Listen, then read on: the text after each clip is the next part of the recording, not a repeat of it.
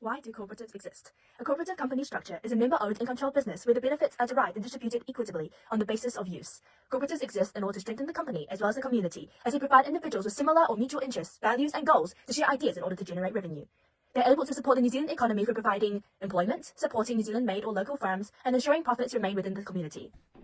What are the benefit poses for members? Shareholders of a cooperative can only invest in the cooperative when they are actively trading with the business, instead of shareholders just simply investing funds into the stock market and having no active engagement with the business, and looking to get as much profit and maximizing the returns on the investments at the end when you sell the stock. Members usually receive benefits or patronage refunds according to their level of engagement with the cooperative, such as purchasing goods or services from it, which helps them actively participate and engage. In their turn, as shareholders or members in a cooperative, investors generate wealth by receiving benefits and a share of the annual profits of the business. When they decide to sell their shares, the general rule is the value remains equivalent to their initial investment.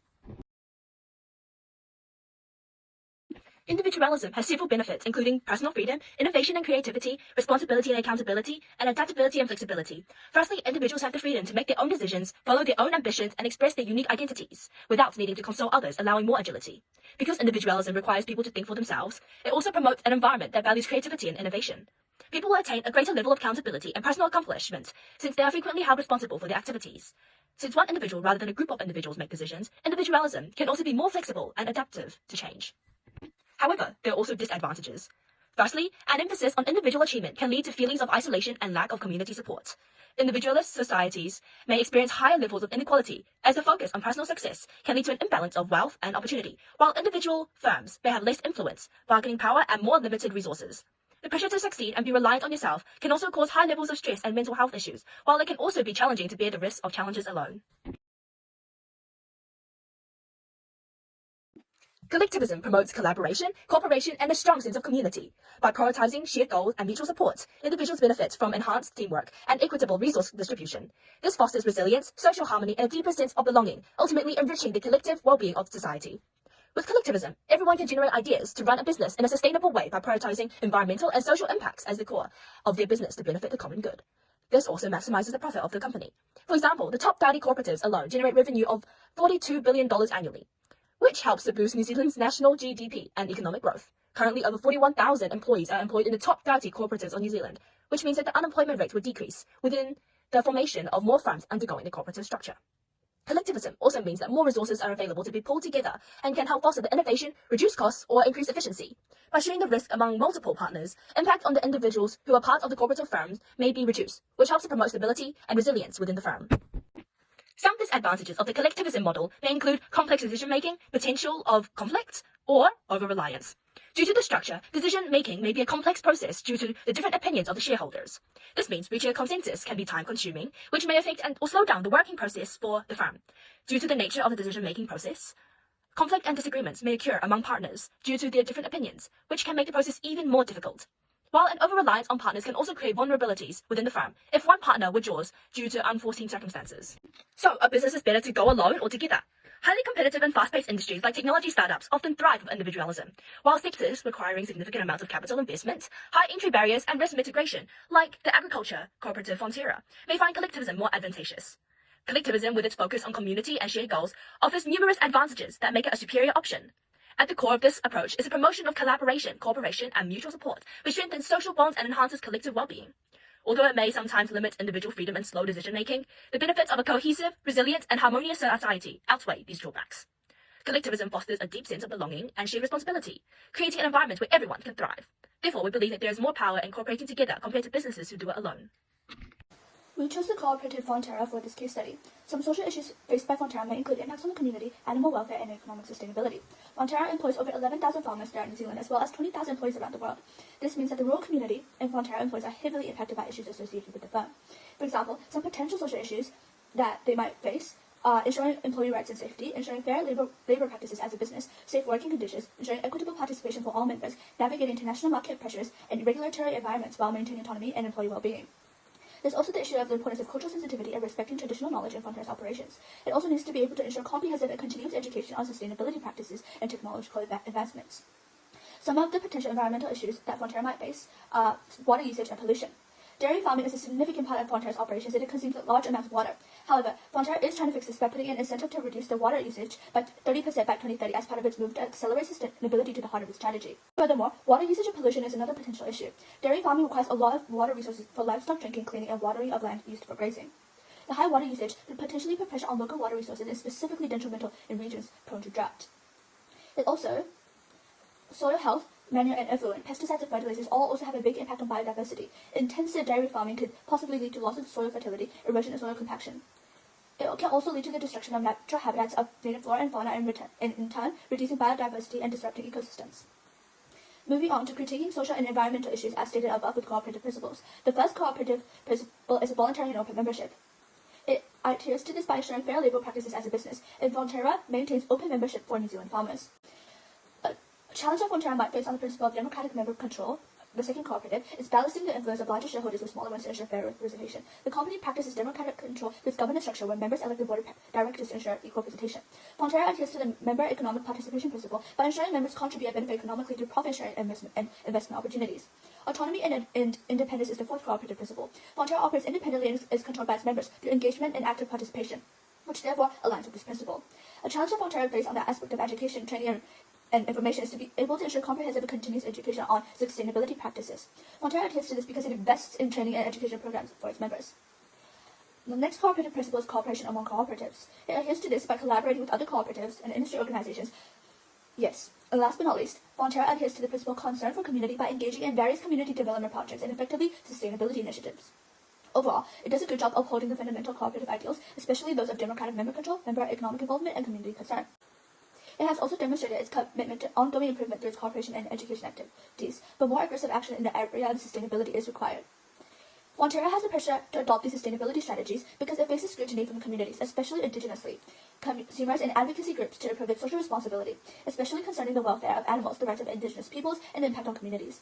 There is also a significant amount of pressure associated from environmental groups, regulators, and the public to reduce the carbon and environmental footprint of dairy farming, and including greenhouse gas emissions, water usage, managing water pollution and air pollution, and succeeding in adopting sustainable land use practices. Goal 15 of the United Nations Sustainable Development Goals, UN SDG, Life on Land, aims to protect, restore, and promote sustainable use of terrestrial ecosystems, sustainably manage forests, combat desertification, halt and reverse land degradation, and halt biodiversity loss. Fonterra is a firm that heavily relies on land and agriculture, as well as other natural resources of New Zealand. So it is important for the firm to be conscious of the consequences of its actions, especially since it is such a substantive cooperative firm. It is necessary for Fonterra to apply principles of sustainability to its business practice in order not to have any long-term impacts on society or the environment. This is why our group chose to investigate how Fonterra is adopting sustainable strategies, since we had previously identified many potential environmental issues faced by the organization. Goal number 15 is relevant to Fonterra as some of the potential environmental issues may be a threat to achieving this goal. While Fonterra's business is dependent on the land, any factors affecting health of New Zealand land may interfere with quality and quantity of milk or other dairy products produced, especially since cows depend on it for grazing. Therefore, Fonterra dairy production may be obstructed, so sustainable land use allows long-term benefits for the firm and avoids financial losses. For example, any costs associated with environmental damage can be reduced.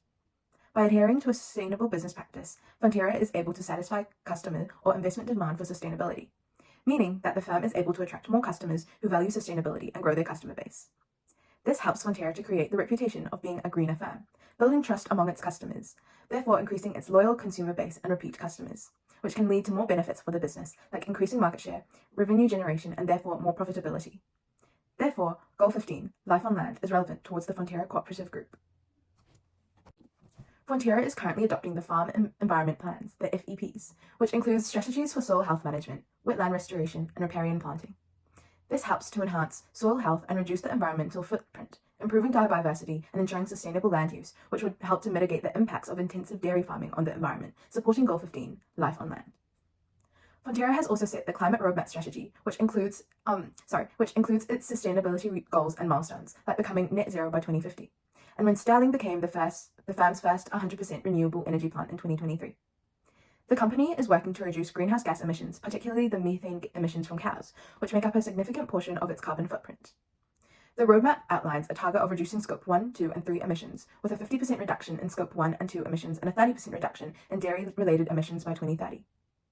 Fonterra is supporting its farmers to adopt best practices, investing in new technologies, and exploring nature-based solutions for carbon removal in order to achieve these goals and targets.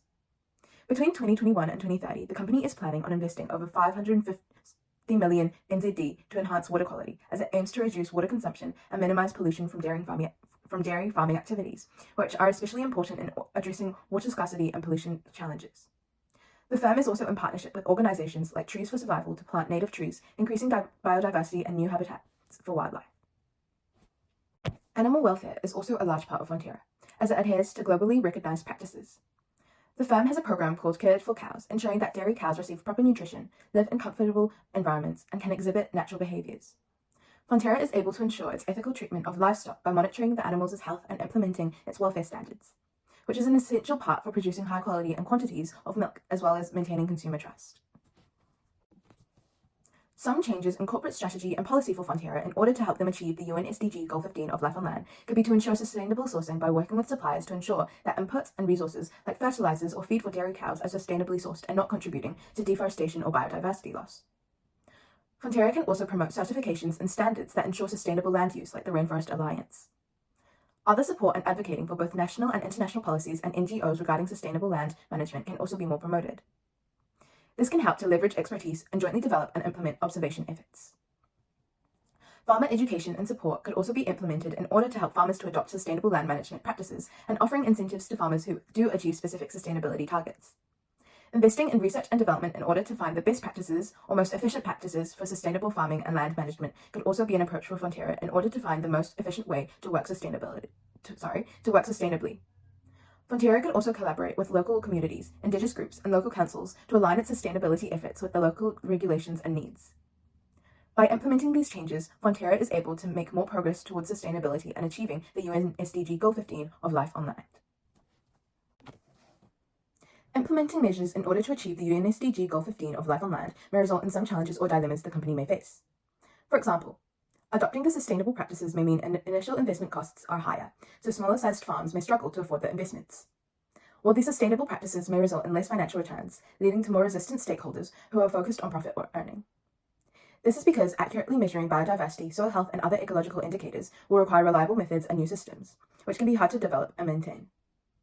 Farmers may also be resistant to adopting new sustainable methods as they are accustomed to their traditional techniques, therefore convincing them to change might require more financial investment, like providing education and training for these specialized skills. Demonstrating benefits or even financial incentives may also increase financial investment. This is a dilemma for Fonterra as they will have to decide whether to invest this money into implementing the UN SDG goal and potentially learn less profit or not. Balancing stakeholder interests of farmers, consumers, and environmental groups may be difficult, especially when their interests are conflicting. So it would be hard to come to an agreement about Fonterra's approach sustainably and supporting the UN SDG Goal 15 Life on Land. For example, due to increased financial investments, the marketing price for dairy products would increase. However, consumers may not always be willing to pay a premium for these, which can limit the financial viability of these sustainable practices. This means that fewer consumers are willing to buy Fonterra dairy products, so quantity demanded will decrease and Fonterra may earn less revenue and therefore less profit, as profit equals to revenue minus costs. By developing new systems, the way dairy products are treated will have changed, which means that authorities from both New Zealand and other countries the dairy products are exported to will have to investigate these new techniques, determining whether or not they comply with their specific food regulations. This means more funds will have to go towards examining these practices, which authorities of other countries may not be happy to do, as they will have an opportunity cost. Therefore, they might choose to not import from Fonterra and instead support a competitor.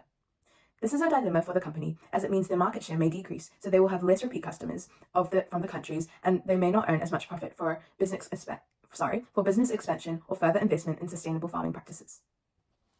Due to climate change and issues regarding existing environmental degradation, implementing these sustainable techniques may be a challenge Fonterra will face, as it may be difficult to use these sustainable practices effectively due to soil erosion or water scarcity. Climate change also poses unpredictable risks that may affect the land, water resources, and biodiversity for the farmers who are changing these sustainable practices. Implementing new practices can also impact local communities, especially since it involves changing the land use and farming practices. This means that it may be a problem for Fonterra to continue to respect locals without disrupting or inconveniencing them in any sort of way, and its use of its land. The technological integration of new sustainable farming practices can be difficult, particularly when ensuring that all farmers have access and can effectively use these technologies. The continuous research and development to refine these techniques means that ongoing investment is required, so Fonterra may face financial and logistical challenges, meaning that the income for farmers would decrease, which can lead to farmers being unwilling to continue using these sustainable farming practices.